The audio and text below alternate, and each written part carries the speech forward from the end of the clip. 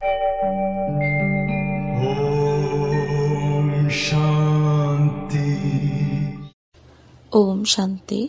आज 21 मई 2026 दिन गुरुवार की साकार मुरली। आइए अब सुनते हैं मीठे मीठे बाप दादा के मधुर महावाक्यों को। मीठे बच्चे, श्रीमत पर चलकर सबको सुख दो, आसुरी मत पर दुख देते आए, अब सुख दो सुख लो। प्रश्न: बुद्धिमान बच्चे किस राज को समझने के कारण ऊंच पद पाने का पुरुषार्थ करते हैं? उत्तर: वे समझते हैं कि यह दुख और सुख, हार और जीत का खेल है। अभी आधा कल्प सुख का खेल चलने वाला है, वहां किसी भी प्रकार का दुख नहीं होगा। अब नई राजधानी आने वाली है, उसके लिए बाप अपना परम धाम छोड़कर हम बच्चों को पढ़ाने आए हैं। अब पुरुषार्थ कर ऊंच पद लेना ही है। गीत: बदल जाए दुनिया, न बदलेंगे हम। ओम शांति। मीठे बच्चों ने अर्थ समझा। यह कोई कसम खाने की दरकार नहीं है, यह तो आत्मा में समझ चाहिए। आत्मा तमो प्रधान होने के कारण बिल्कुल ही बेसमझ हो गई है। बच्चे जानते हैं हम कितने बेसमझ थे, अब कितने समझदार बने हैं। दूसरे सत्संग आदि में यह बातें होती नहीं। वह शास्त्र रामायण आदि पढ़ते हैं, एक कान से सुना दूसरे कान से निकल जाता है, कोई प्राप्ति नहीं। यज्ञ तप दान पुण्य आदि बहुत करते हैं, धक्के खाते रहते हैं, प्राप्ति कुछ भी नहीं। इस दुनिया में कोई को सुख है नहीं। अब बाप सारी समझ देते हैं, सबको सुख शांति देने वाला एक ही बाप है। मनुष्य तो बिल्कुल ही घोर अंधियारे में है। भक्ति मार्ग वाले भी याद करते रहते हैं, हे दुख हरता सुख करता सदगति दाता। देखो दुनिया में क्या लगा पड़ा है, सबको दुख लगा ही रहता है। जो भी मनुष्य मात्र हैं, किसी को भी यह पता नहीं है कि बाप कौन है, बाप से क्या वर्षा मिलता है। बेहद के बाप को जानते ही नहीं, धक्के खाते रहते हैं शांति के लिए। अब यह किसने कहा कि मन की शांति चाहिए? आत्मा कहती है, यह भी मनुष्य नहीं जानते हैं। दे अभिमान है ना। साधु संत आदि सब दुखी हैं, सब शांति चाहते हैं। बीमारी आदि तो साधु संतों को भी होती है, एक्सीडेंट होते हैं। दुनिया में दुख के सिवाय और कुछ तो है नहीं। अभी तुम बुद्धिवान बने हो। बाप ने समझाया है, ड्रामा के अंदर नई दुनिया और पुरानी दुनिया, सुख और दुख का खेल बना हुआ है। बाप ने तुम्हारी बुद्धि का ताला खोला है और सब मनुष्य मात्र की बुद्धि को गोदरेज का ताला लगा हुआ है। बिल्कुल ही तमो प्रधान बुद्धि है। तुम बच्चे नंबरवार पुरुषार्थ अनुसार जानते हो। बरोबर बेहद का बाप मिला है, वह हमको सृष्टि के आदि मध्य अंत का राज सुनाते हैं कि यह खेल कैसे बना हुआ है। जब सुख होता है तब दुख का नाम नहीं होता। तुम बच्चों की बुद्धि में है कि हम बाप से सुख शांति संपत्ति का वर्षा ले रहे हैं। सतयुग से लेकर त्रेता अंत तक कोई दुख नहीं होगा। अब तुम रोशनी में हो, तुम पुरुषार्थ कर रहे हो अपनी राजधानी में एक दो से ऊंच पद पाए। यह स्कूल है बेहद का बाप पढ़ाते हैं।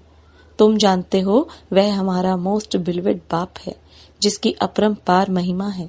वह ऊंच ते ऊंच बाप श्रीमत देते हैं। बाकी सब मनुष्य मात्र आसुरी मत पर एक दो को दुख ही देते हैं। तुम्हें श्रीमत पर सबको सुख देना है। इस ड्रामा में हम एक्टर्स हैं, यह कोई भी नहीं जानते। तुम बच्चे अब समझते हो, इस ड्रामा में भारतवासियों का ही ऑलराउंड पार्ट है। आगे तो तुम कुछ भी नहीं जानते थे, अब तो मूल वतन से लेकर सूक्ष्म वतन स्थूल वतन सबको तुम जान गए हो। तुमको सच्चा ज्ञान है। परम पिता परमात्मा हमको इन द्वारा पढ़ा रहे हैं। बाबा हमको त्रिलोक का सारा ज्ञान दे रहे हैं। यह है ही कांटों का जंगल। बच्चे जानते हैं अभी हम कांटों से फूल अर्थात मनुष्य से देवता बनते हैं। यहाँ तो छोटे बड़े सब दुख देते हैं। गर्भ में माता को बच्चे दुख देते हैं। यह बहुत ही छी पुरानी दुनिया है। इस सृष्टि चक्र को कोई भी नहीं जानते हैं। हम कहाँ से आए, कितने जन्म लिए, फिर कहाँ जाना है, कुछ भी नहीं जानते। बेहद का बाप अर्थात सब सीताओं का एक राम, वह निराकार है। तुम सभी सीताएं हो। बाप है ब्राइड ग्रूम। एक साजन की सब सजनियां भक्तियां हैं। जो भी सीताएं हैं सब रावण की जेल में फंस शोक वाटिका में आ गई हैं। सारी दुनिया के सब मनुष्य मात्र एक भगवान को याद करते हैं। भक्तों का रक्षक भगवान को कहते हैं। तुम सब अभी ब्रह्मा मुख वंशावली ब्राह्मण हो। ब्राह्मण जानते हैं हमको शिव बाबा पढ़ा रहे हैं। बाबा से वर्षा जरूर मिलता है। शिव बाबा है स्वर्ग का रचयिता। स्वर्ग कहो अथवा दैवी राजधानी कहो, यह स्वर्ग की राजधानी है ना। लक्ष्मी नारायण स्वर्ग के मालिक हैं, यह भी अभी तुम समझते हो। यहाँ जब सतयुग था तो लक्ष्मी नारायण का राज्य था, अभी है कलयुग।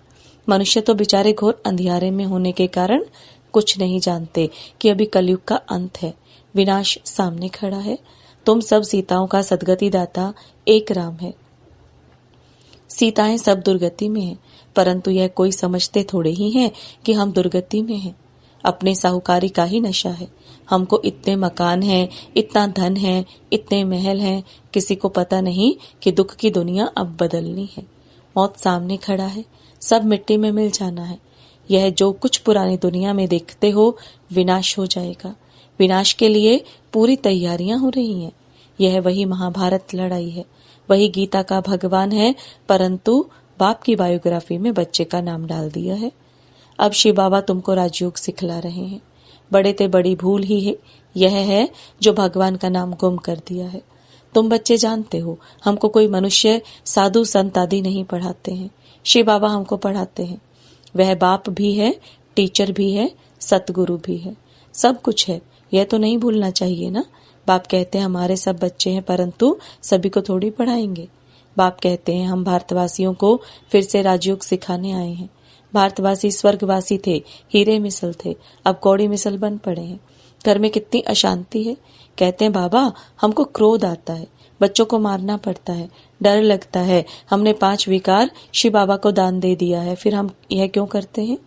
बाप समझाते हैं इस समय सभी पर 5 विकारों का ग्रहण लगा हुआ है। दे अभिमान का भूत आने से फिर सब भूत लग जाते हैं। अब बाप कहते हैं देही अभिमानी बनो। अभी तुमको समझ मिली है। सतयुग में भी हम आत्माभिमानी थे। समझते हैं आत्मा का यह शरीर अब पुराना हुआ है, आयु पूरी हुई है, इसलिए यह शरीर छोड़ अब नया लेना है। अर्थात सर्प का मिसाल, सर्प की एक खाल पुरानी होती है तो फिर दूसरी नई ले लेते हैं। यह दृष्टांत है सतयुग के लिए। वहां तुम ऐसे शरीर छोड़ते हो, दुख की कोई बात नहीं रहती। यहाँ कितना दुख होता है, रोना पीटना आदि रहता है। अब तुम बच्चे जानते हो यह पुरानी खाल है, यहाँ कोई नई खाल नहीं मिलनी है। यह अंतिम पुरानी जुत्ती है। अभी तुम उनसे तंग हो गए हो। वहां तो खुशी से एक शरीर छोड़ दूसरा लेते हैं। इन बातों को भी तुम समझते हो। यहाँ कितने नए आते हैं, समझते थोड़े ही हैं। 2-4 रोज यहाँ से समझ कर जाते हैं, फिर भूल जाते हैं। हाँ, अच्छी रीति सुना, खुशी हुई तो प्रजा में आ जाएंगे। प्रजा भी तो ढेर बननी है ना। यह है ईश्वर का दर अथवा घर। तुम ईश्वर के घर में बैठे हो। परम पिता अपना परम धाम छोड़ यहाँ साधारण तन में आकर बैठा है। वहां तो बाप के पास आत्माएं रहती हैं। यहाँ संगम पर बाबा खुद आया है पतितों को पावन बनाने। उनको शिव निराकार ही कहते हैं। निराकार बाबा को आत्माएं और गॉड फादर कह पुकारती हैं। मनुष्य बिगड़ समझ के कह देते हैं ओ गॉड फादर।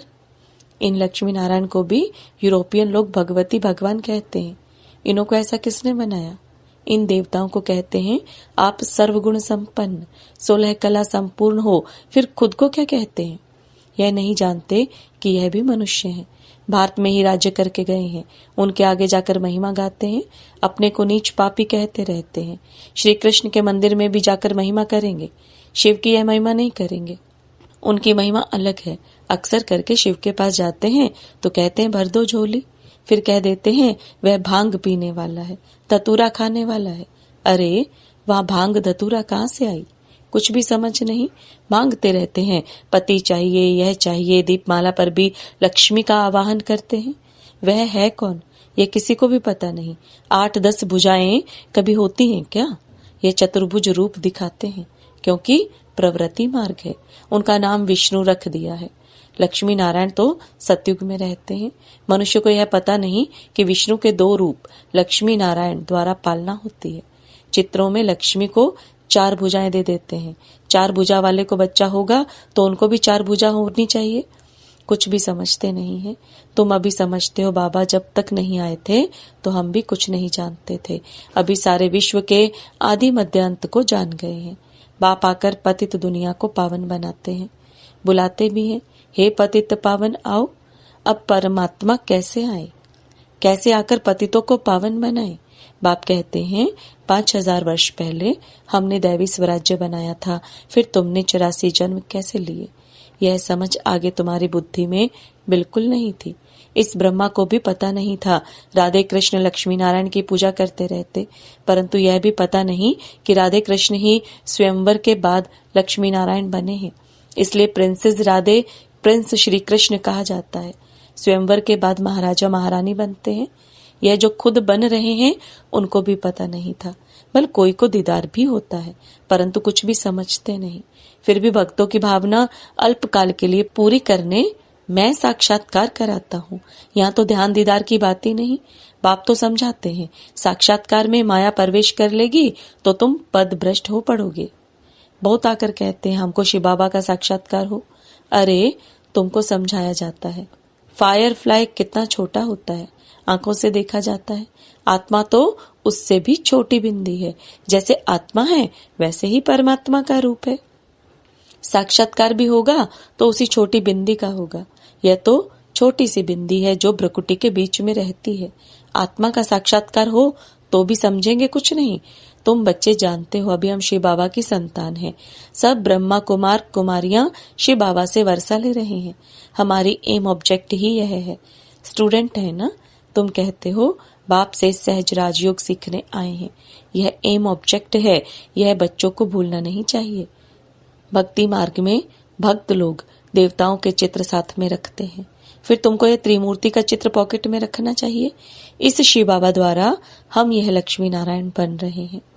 अच्छा, मीठे मीठे सिकिलदे बच्चों प्रति माता पिता बाप दादा का याद प्यार और गुड मॉर्निंग। रूहानी बाप की रूहानी बच्चों को नमस्ते। रूहानी बच्चों की रूहानी बाप दादा को याद प्यार, गुड मॉर्निंग और नमस्ते। धारणा के लिए मुख्य सार, शिव बाबा को विकारों का दान देकर फिर कभी वापस नहीं लेना है। देह अभिमान के भूत से बचना है। इस भूत से सब भूत आ जाते हैं, इसलिए आत्माभिमानी बनने का अभ्यास करना है। ध्यान दीदार की आस नहीं रखनी है। एम ऑब्जेक्ट को सामने रख पुरुषार्थ करना है। श्रीमत पर सबको सुख देना है। वरदान, करावन हार की स्मृति से सेवा में सदा निर्माण का कार्य करने वाले कर्मयोगी भव।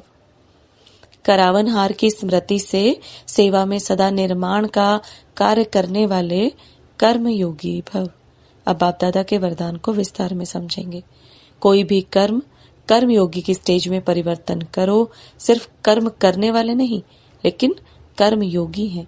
कर्म अर्थात व्यवहार और योग अर्थात परमार्थ, दोनों का बैलेंस हो। शरीर निर्वाह के पीछे आत्मा का निर्वाह भूल ना जाए। जो भी कर्म करो वह ईश्वरीय सेवा अर्थ हो। इसके लिए सेवाओं में निमित्त मात्र का मंत्र व करनहार की स्मृति का संकल्प सदा याद रहे। करावनहार भूले नहीं तो सेवा में निर्माण ही निर्माण करते रहेंगे। स्लोगन, सेवा व संबंध संपर्क में विघ्न पड़ने का कारण है पुराने संस्कार, उन संस्कारों से वैराग्य हो। सेवा व संबंध संपर्क में विघ्न पड़ने का कारण है पुराने संस्कार, उन संस्कारों से वैराग्य हो।